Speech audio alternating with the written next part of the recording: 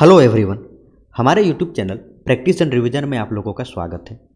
इस video lecture में हम लोग एक बहुत ही महत्वपूर्ण टॉपिक ग्रीन रेवोल्यूशन को पढ़ने वाले हैं। देखिए, भारत सरकार के द्वारा लॉन्च किया हुआ कोई भी स्कीम को हम लोग रेवोल्यूशन कब कहते हैं?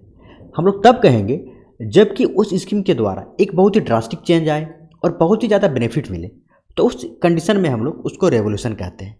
तो आपको ग्रीन रेवोल्यूशन के बारे में एक बेसिक चीज़ पता होगा कि ग्रीन रेवोल्यूशन ने भारत के फूड ग्रेन प्रोडक्शन में भारत को सेल्फ सफिशिएंट बनाया था।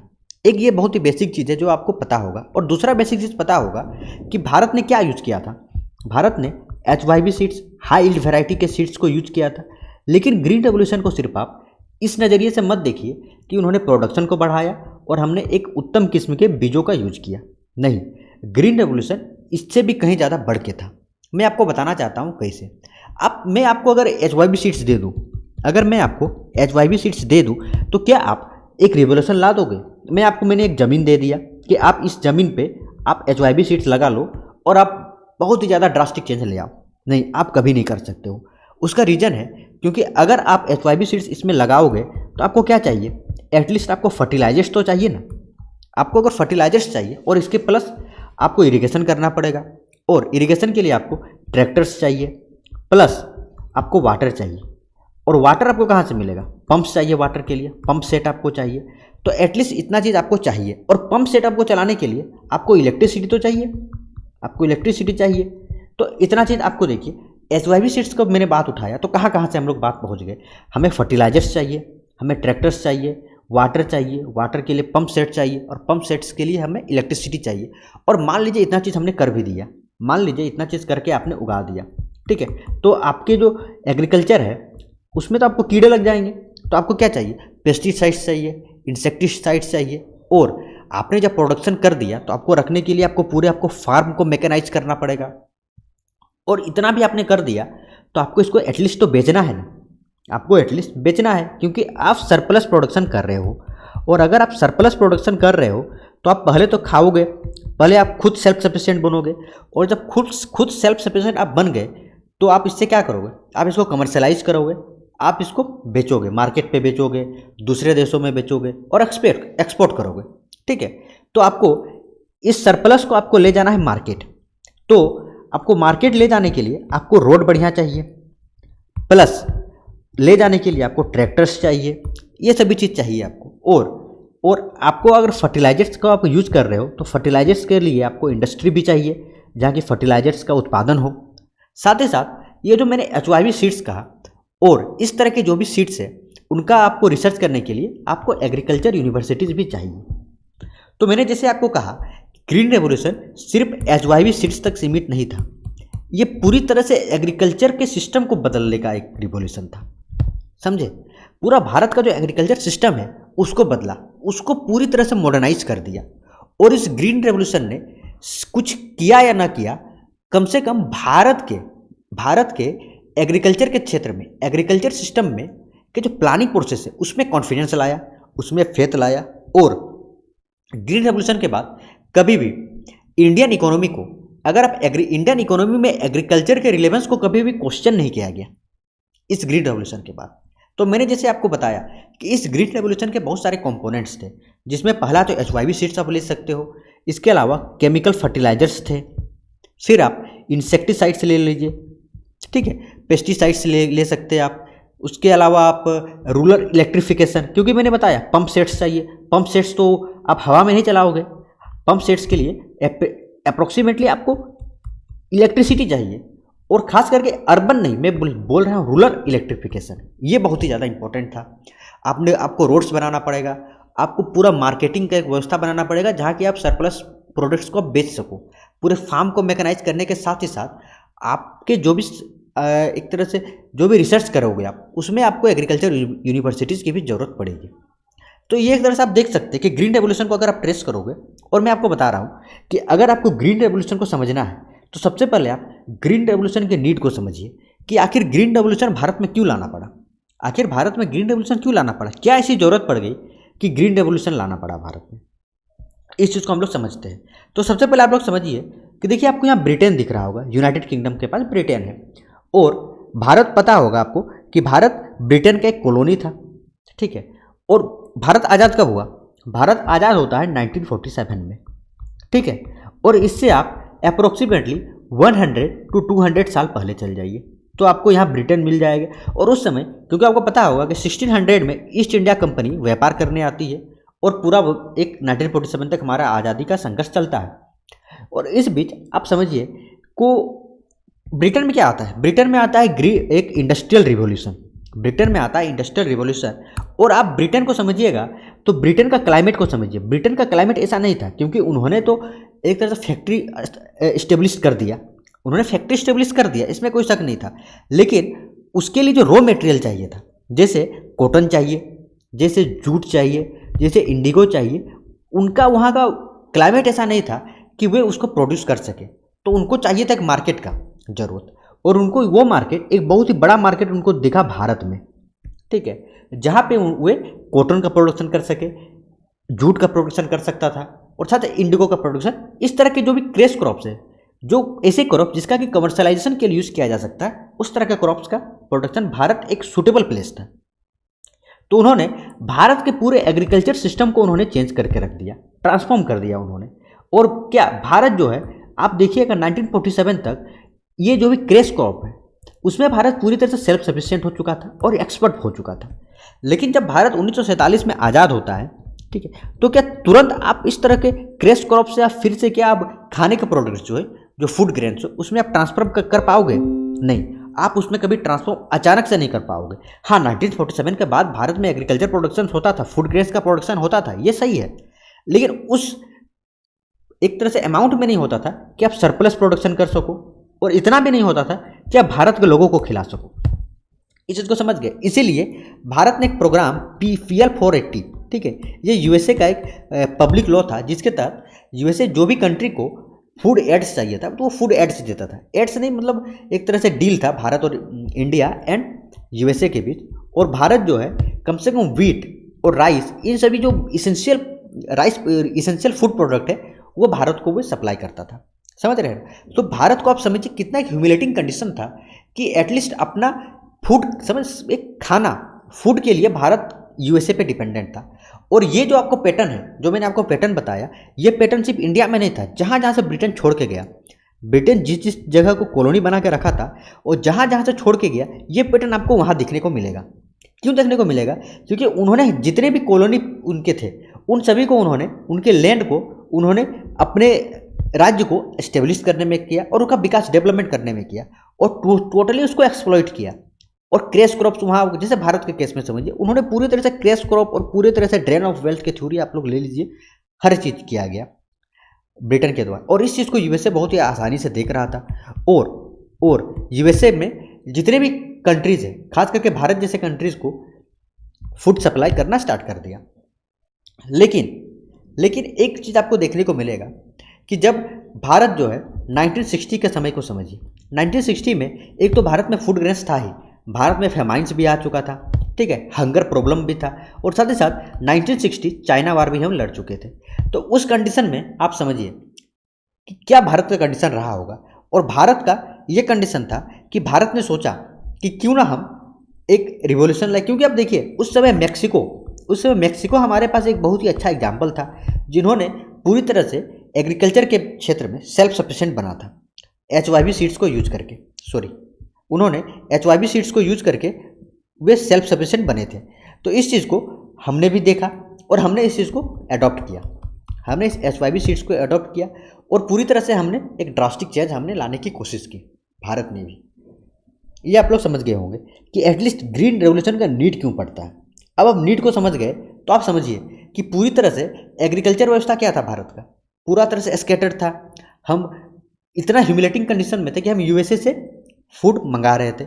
और अगर कल के दिन इस तरह का कंडीशन रहे और कल के दिन मान लीजिए यूएसए हमें मना कर देती कि नहीं हम आपको दे नहीं सकते, तो भारत का पूरा सॉवरेनिटी खतरे पे पड़ जाता, भारत टोटली डिपेंडेंट हो जाता उस कंट्री पे। तो ये ग्रीन रेवोल्यूशन, इसीलिए मैं कहता हूँ कि ग्रीन रेवोल्यूशन ने भारत के प्लानिंग प्रोसेस को कॉन्फिडेंस में लाया, फेथ में लाया, प्लस हम सेल्फ सफिशिएंट बने। एटलीस्ट हम खुद से खा सकते थे, खुद से प्रोड्यूस कर सकते थे, और उसके बाद हमने सरप्लस भी प्रोडक्शन किया जिसको कि हम लोग बेचते थे, जिसको कि हम लोग एक्सपोर्ट करते थे। तो इतना आप लोग समझ गए होंगे। तो अब हम लोग ग्रीन रेवोल्यूशन को थोड़ा बेसिक से देख लेते हैं।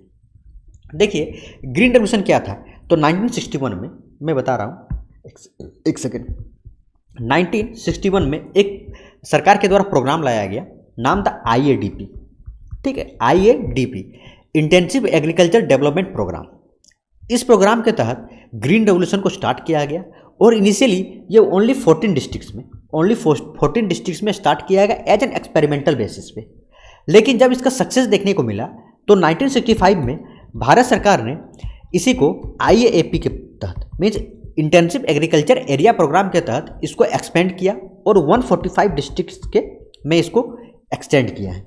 तो यहाँ पे आप देख सकते हैं। और इस ग्रीन रेवोल्यूशन ने क्या किया, इसने पूरे एग्रीकल्चर सिस्टम को, भारत के पूरे एग्रीकल्चर सिस्टम को इंडस्ट्रियल सिस्टम में कन्वर्ट करके रख दिया।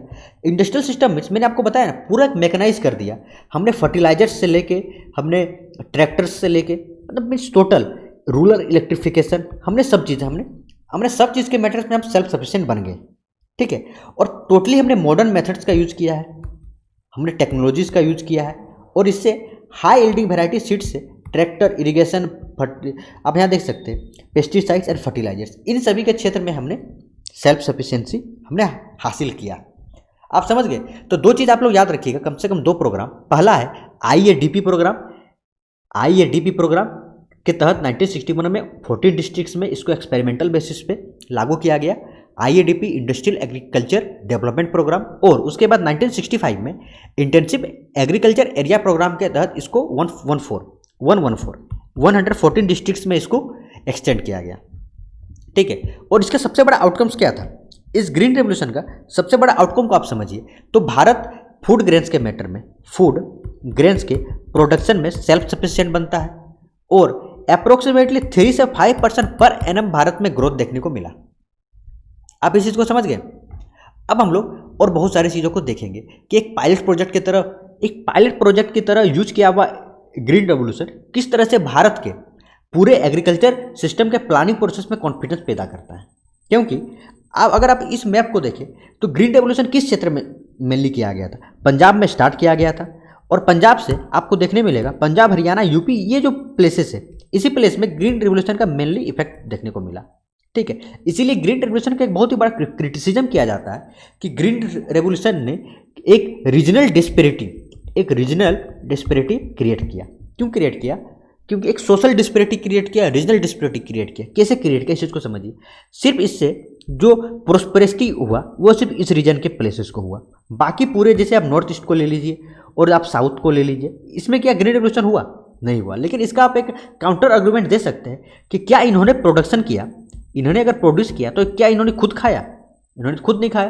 पूरे भारत को इससे फायदा हुआ और भारत सेल्फ सफिशिएंट बना। और समझिए उस समय भारत का क्या टारगेट था? भारत का टारगेट था क्या उसमें भारत रीजनल डिस्पेरिटी को देखने को मिला? क्योंकि भारत का इतना ह्यूमिलेटिंग कंडीशन था कि आप यूएसए से फूड को मंगवा रहे हो, यूएसए से फूड ग्रेन्स आप खास करके व्हीट, राइस जैसे प्रोडक्ट जो है आप इंपोर्ट कर रहे हो, तो इतना ह्यूमिलेटिंग कंडीशन भारत का था। तो भारत कम से कम उतना तो आप छोड़ दीजिए, रीजनल डिस्पेरिटी, सोशल डिस्पेरिटी बहुत दूर की बात है। भारत का पहला एम यही था कि हम कम से कम फूड, हम अपने देश में कम से कम इतना फूड हम प्रोड्यूस कर ले कि हम अपने लोगों को खिला सके।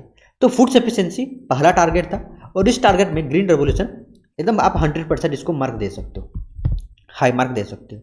और इसने मैं आपको क्यों बोल रहा हूँ कि इस ग्रीन रेवोल्यूशन ने भारत के प्लानिंग को, भारत के एग्रीकल्चर के प्लानिंग को एक तरह से कॉन्फिडेंस दिया, फेथ दिया। क्योंकि इसी के बाद आपको देखने को मिलेगा पूरे इस क्षेत्र में, देखिए इस क्षेत्र ने क्या किया, इन्होंने कहा ठीक है हमारे पास तो, क्योंकि देखिए इस रीजन में आपको क्या देखने का, इस रीजन में आपको सोयल देखने को मिलेगा बढ़िया, आपको यहाँ पे गंगा रिवर का बेसिन देखने को मिलेगा।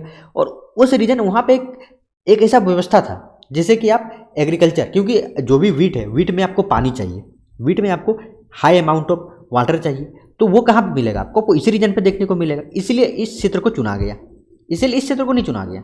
ठीक है, लेकिन इन सभी क्षेत्रों ने क्या सोचा कि चलिए हमारे पास मान लीजिए कि इस तरह का व्यवस्था नहीं है, लेकिन हम एनिमल हस्बेंड्री में हम कुछ कर सकते हैं। और यहाँ पे आपको व्हाइट रेवोल्यूशन देखने को मिला। वही आप जब कोस्टल रीजन्स देखोगे तो यहाँ पे आपको क्या मिलेगा, ये मछली प्रोडक्शन करते थे तो उन्होंने यहाँ पे एक तरह से नीला क्रांति जिसको हम लोग कहते हैं, ठीक है, इसको इन्होंने किया। तो इस तरह से आप पूरे व्यवस्था को देख सकते हो कि किस तरह से एक इंडियन एग्रीकल्चर के मॉडर्नाइजेशन का हिस्ट्री था। और बेसिक आपको पता होगा बेसिक आपको ग्रीन रेवोल्यूशन के बारे में पता होगा। एक स्लाइड ला रहा हूँ, ठीक है। बेसिक आपको पता होगा कि ग्रीन रेवोल्यूशन जो है वो MS स्वामीनाथन के द्वारा भारत में लाया गया। और इसके अलावा आपने नॉर्मन बोरलॉग का नाम सुना होगा। अगर आप पूरे ग्लोबली देखें तो इन्होंने जो ग्रीन रेवोल्यूशन का फाउंडर माना जाता है। भारत में MS स्वामीनाथन, इसको आप लोग याद रख सकते हैं, ठीक है। और ग्रीन रेवोल्यूशन एक बहुत ही प्रोडक्टिव रिवोल्यूशन भारत में आया, ठीक है। और एक चीज़ मैं आपको बताना चाहता हूँ कि जैसे भारत आज़ाद हुआ, तो भारत जब आज़ाद हुआ तो भारत में आप देखिए फर्स्ट फाइनेंशियल ईयर प्लान को देखिए, अब सेकंड फाइनेंशियल ईयर प्लान को देखिए। इसमें क्या था, इनमें टारगेट था कि लैंड रिफॉर्म सबसे पहले किया जाए, ठीक है। क्योंकि जब आप मान लीजिए एग्रीकल्चर के क्षेत्र में आप कुछ करना चाहोगे, और जब भारत आज़ाद हुआ तो भारत ने देखा कि सभी क्षेत्र जो है बाकी देश हेल्थ सेक्टर में अच्छा कर रहा है, तो भारत ने भी हेल्थ पे बहुत ज़्यादा ध्यान दिया। और एग्रीकल्चर में जब आप ध्यान देने जाओगे तो एग्रीकल्चर में एटलीस्ट आपको लैंड रिफॉर्म्स करना बहुत ही जरूरी है। तो भारत ने लैंड रिफॉर्म्स भी किया। तो ये तो आपको स्टार्टिंग के कुछ साल जो है वो लैंड रिफॉर्म्स में ही लग गए, इसीलिए थोड़ा सा लेट से 1960 से हमने ग्रीन रेवोल्यूशन को हमने इस्टेब्लिश किया। इतना आप लोग समझ गए होंगे। और एक चीज़ को आप लोग समझ सकते हो कि देखिए ग्रीन रेवोल्यूशन क्या था भारत में। क्या ग्रीन रेवोल्यूशन से पहले एग्रीकल्चर नहीं होता था? नहीं होता था, लेकिन उस समय का क्या टारगेट था आप समझिए। भारत में ये चीज़ हो रहा था कि ठीक है, ये मान लीजिए आपके पास लैंड है, तो आपको अगर प्रोडक्शन करना है तो ठीक है, आप और ज़्यादा लैंड पे प्रोड्यूस कीजिए, ठीक है, तो आप ज़्यादा प्रोड्यूस कीजिएगा। लेकिन ग्रीन रेवोल्यूशन ने इसको थोड़ा चेंज किया। उन्होंने कहा आप अगर यहाँ पे 12 kg मान लो प्रोड्यूस कर रहे हो, तो आप इतना एरिया में भी तो 12 kg प्रोड्यूस कर सकते हो, ठीक है। मीन्स प्रोडक्टिविटी को ग्रीन रेवोल्यूशन ने बढ़ा दिया। ग्रीन रेवोल्यूशन ने इसके प्रोडक्टिविटी को बढ़ा दिया। और कैसे बढ़ाया? तो पहला तो HYV सीड्स की मदद से बढ़ाया, सेकेंड फर्टिलाइजर्स की मदद से बढ़ाया, पेस्टिसाइड इंसेक्टिसाइड्स की मदद से बढ़ाया, और ट्यूबवेल इरिगेशन, इसको ट्यूबवेल इरिगेशन मेथड भी कहा जाता है। Tubewell irrigation, tubewell led agriculture modernisation जो है वो ग्रीन रेवोल्यूशन था। अब इसके कुछ हम लोग एनालिसिस कर लेते और कुछ इसका हम लोग एवोल्यूशन कर लेते कि ग्रीन रेवोल्यूशन कितना सक्सेस हुआ और कितना सक्सेस नहीं हुआ। तो इस चीज़ को हम लोग थोड़ा सा अब देख ले रहे हैं। तो पहला तो आप लोग इसके बेनिफिट समझ सकते हैं कि पहला बेनिफिट ये था कि ग्रीन रेवोल्यूशन ने इंडिया के फूड क्राइसिस को एड्रेस किया और बहुत ही पॉजिटिवली एड्रेस किया।